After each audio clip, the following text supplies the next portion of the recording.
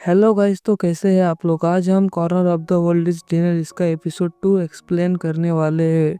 और आपको वीडियोस कैसे लग रहे हैं कमेंट में बताइए और चैनल को सब्सक्राइब कीजिए।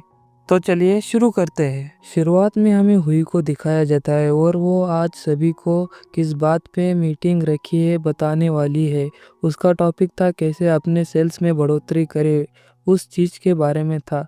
फिर एक आदमी उससे कुछ पूछता है, हम सभी रियल एस्टेट के एजेंट हैं, हम आमतौर पर इन सभी चीज़ों से निपटते नहीं है, तो समय बर्बाद नहीं करते हैं, बस हमें कुछ अच्छी जानकारी दो। तो ही बोलती है कि आपने बहुत अच्छा सवाल उठाया है, तो हम real estate sales person project management का अध्ययन क्यों करना चाहिए। मैं जानती हूँ कि आपने ऐसा प्रश्न क्यों पूछा, इसलिए मैं आपसे पूछना चाहती हूँ कि आप अपने काम को किस प्रकार देखते और आप आपकी योजना प्रबंधन को कैसे समझते हैं। आदमी बोलता है, हमारा काम मूल रूप से घरों की जल्दी कुशलतापूर्वक और लागत प्रभावी ढंग से बेचना है। हुई बोलती है, मुझे इस प्रश्न का उत्तर देने में मदद करे। फिर वो अपनी तरह से पूरी टीम को बहुत अच्छी तरीके से समझाती है।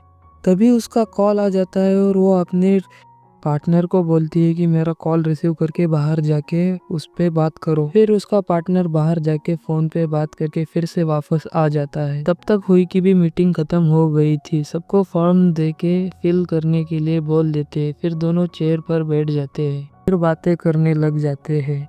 उसका पार्टनर बोलता है कि तुम तुम्हारे काम में कितनी अच्छी हो, तुमने कितनी सरल तरीके से सबको समझा लिया, तुम्हारी बात ही कुछ अलग है। वही बोलती है, तुमने भी मेरी बहुत मदद की है, तुम्हारे बिना तो इतना कुछ मैं कर भी नहीं पाती थी, थैंक यू। ईहान कहता है कि ये चॉकलेट मेरे चचेरे भाई ने विदेश से लाई है, ये लीजिए। और ये ईहान उसको दे देता है। वही को एक मैसेज आता है। ईहान बोलता है, मुझे पता नहीं था कि तुम्हें चॉकलेट पसंद नहीं है, मैं आगे से ध्यान रखूंगा। और हाँ, मैंने अभी कॉल पे बात की थी, उस लड़के ने कहा कि वो अब तुम्हारा बॉयफ्रेंड होने का नाटक नहीं कर सकता, वो अपने जो उसको पैसे दिए थे ना वो आपको वापस कर देगा।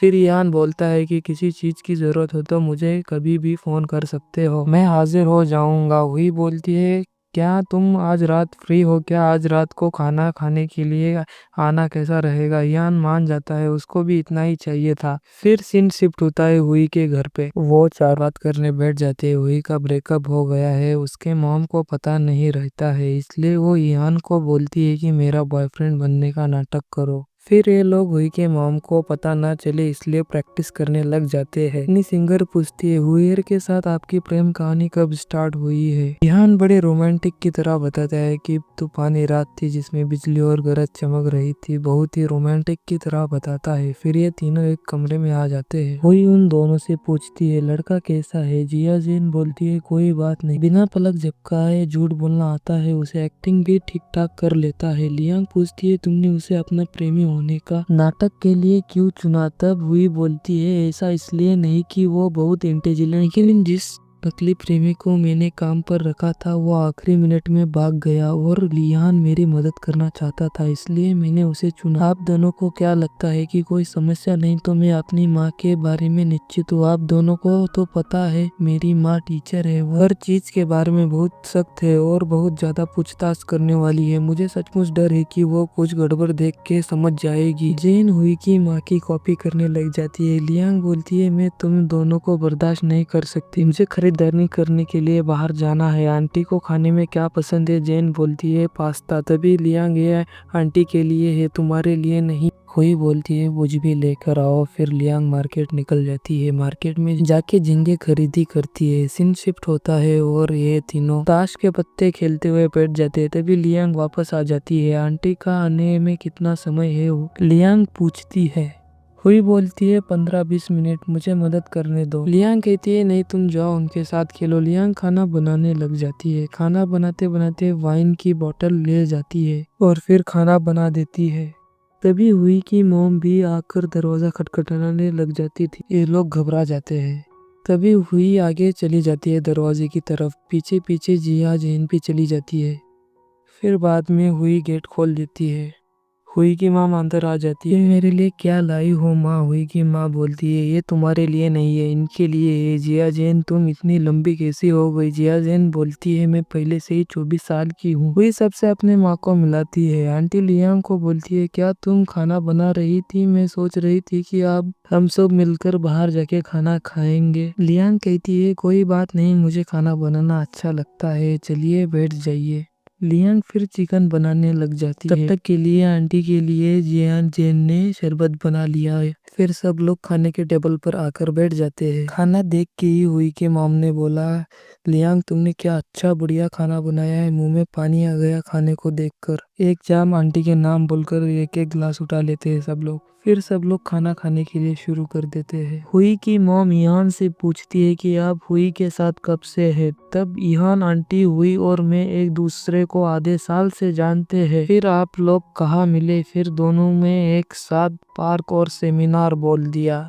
हुई की मॉम बोलती है क्या आप दोनों को इस पर ध्यानपूर्वक सोचने की जरूरत है या फिर शायद इस पर एक साथ चर्चा करें क्या? तभी जिया जैन हम तीनों पार्क में टहल रहे थे और तभी इहान अपने कुत्ते को टहल रहा था। उसका कुत्ता ठीक से टहल नहीं रहा था और हमारे पास दौड़कर आया, यहाँ तक कि हमारे पास पेशाब भी कर दिया। इहान बार बार माफी मांगता रहा और माफी मांगने के बाद हम फिर से एक दूसरे से मिले। एक कॉर्पोरेट सेमिनार में हम दूसरी बार मिले। इहान तब हुई शानदार भाषण दे रही थी। मैं उसके अनोखे आकर्षण से प्रभावित हुआ। एक अच्छी तरह से व्यवहार करने वाली और अच्छी तरह से पली बली लड़की। हुई की मॉम अच्छा ऐसा है। तभी लियांग आंटी मैं देख रही हूँ आपको झींगा बहुत पसंद है लेकिन आप ले नहीं रही है, लो थोड़ा लो और थोड़ा लो। फिर आंटी पूछती है बेटा आप वैसे करते क्या हो? तभी इहान आंटी हम एक कंपनी में काम करते हैं, बस अलग अलग पदों पर काम करते हैं। आंटी इहान से पूछती है बेटा आपके फ्यूचर प्लान्स क्या है? तभी इहान बोलता है अभी तो उसी कंपनी में काम करना है, बाद में खुद का स्टूडियो खोलना है। तभी हुई माँ बस इतना काफी है।